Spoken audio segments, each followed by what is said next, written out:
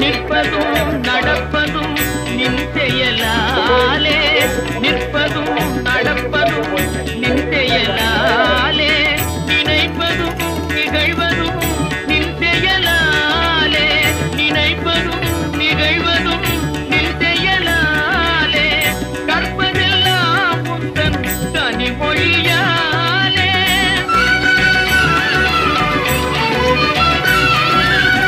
கற்பதெல்லாம் உந்தன் கனிமொழியாலே,